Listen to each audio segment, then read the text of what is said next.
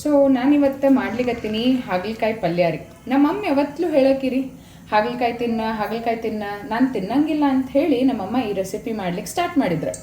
ಇದಕ್ಕೇನಿಲ್ಲ ರೀ, ನಮ್ಮಮ್ಮನ ರೆಸಿಪಿ ಇದೆ. ಇದಕ್ಕೊಂದು ಹಾಗಲಕಾಯಿ ತೊಗೊಂಡಿನಿ, ಸ್ವಲ್ಪ ಈರುಳ್ಳಿ ತೊಗೊಂಡಿನಿ, ಈ ಹಾಗಲಕಾಯಿ ಚಿಪ್ಸ್ ಗಟ್ಟಲೆ ಕಟ್ ಮಾಡ್ಕೊಂಡೀನಿ. ಹಂಗೆ ಮತ್ತು ಇದಕ್ಕೆ ಒಂದು ಸ್ವಲ್ಪ ಚಿಲ್ಲಿ ಪೌಡರ್ ಬೇಕಾ, ಸ್ವಲ್ಪ ಬೆಲ್ಲ ಬೇಕಾ. ಈ ಜೋನಿ ಬೆಲ್ಲ ಅಂತ ಬರ್ತೈತಿ, ಇಲ್ಲಾಂದ್ರೆ ನೀವು ಗಟ್ಟಿ ಬೆಲ್ಲನೂ ಹಾಕ್ಬೋದು. ಮತ್ತು 2 ಟೇಬಲ್ ಸ್ಪೂನ್ ಅಷ್ಟು ಎಣ್ಣೆ. ಈಗೇನು ಮಾಡ್ತೀನಿ ರೀ, ಸ್ವಲ್ಪ ಎಣ್ಣೆ ಹಾಕ್ಕೊಂಡೀನಿ ರೀ, 2 ಟೇಬಲ್ ಸ್ಪೂನ್ ಅಷ್ಟು. ಈಗ ಇದಕ್ಕೆ ಮಸ್ತ್ ಈರುಳ್ಳಿ ಕಟ್ ಮಾಡ್ಕೊಂಡೀನಿ ರೀ, ಈರುಳ್ಳಿ ಹಾಕ್ತೀನಿ.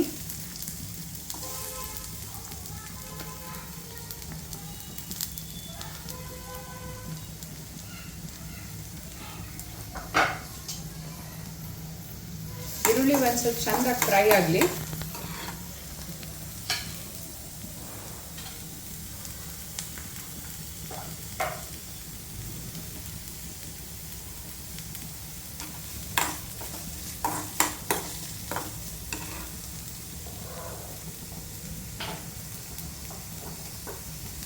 ಸ್ವಲ್ಪ ಉಪ್ಪು ಹಾಕ್ತೇನೆ ರೀ, ಕಲ್ಲುಪ್ಪಿದೆ.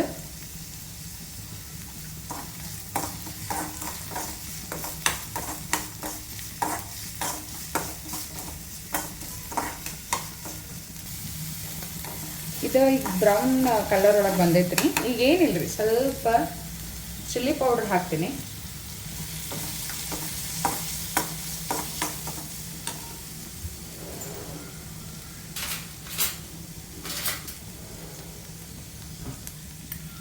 ಸ್ವಲ್ಪ ಬೆಲ್ಲ ಒಂದು 2 ಟೇಬಲ್ ಸ್ಪೂನ್ ಅಷ್ಟೆ.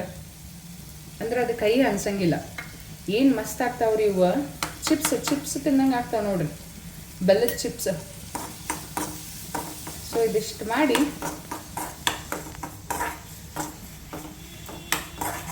ಆಮೇಲೆ ಇದು ಹಾಗಲಕಾಯಿ ನಾನು ಆಲ್ರೆಡಿ ಫ್ರೈ ಮಾಡ್ಕೊಂಡು ಇಟ್ಕೊಂಡಿದ್ದೆ. ಚಿಪ್ಸ್ ಗಟ್ಟಲೆ ಆಗ್ಯಾವ ನೋಡ್ರಿ, ಇಷ್ಟು ತೆಳ್ಳಗೆ ಕಟ್ ಮಾಡ್ಬೇಕು ಇವು.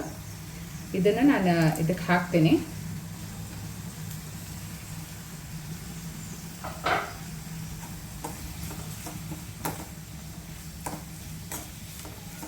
ಹಾಕಿ ಒಂದು ಸ್ವಲ್ಪ ಹೊತ್ತು, ಒಂದು 10 ನಿಮಿಷ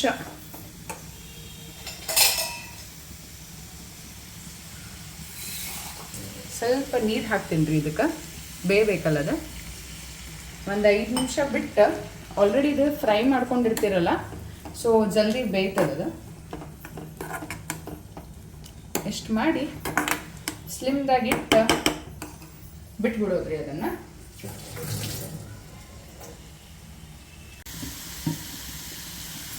ಇದು ಹಿಂಗೆ ಬರ್ತೈತೆ ರೀ.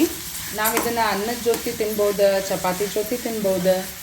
ಮಸ್ತ್ ಟೇಸ್ಟ್ ಇರ್ತೈತಿ. ಮಕ್ಕಳಿಗೆಲ್ಲ ಭಾಳ ಇಷ್ಟ ಆಗ್ತೈತಿ ಇದು, ಯಾಕಂದ್ರೆ ಬೆಲ್ಲ ಹಾಕಿನಲ್ಲ.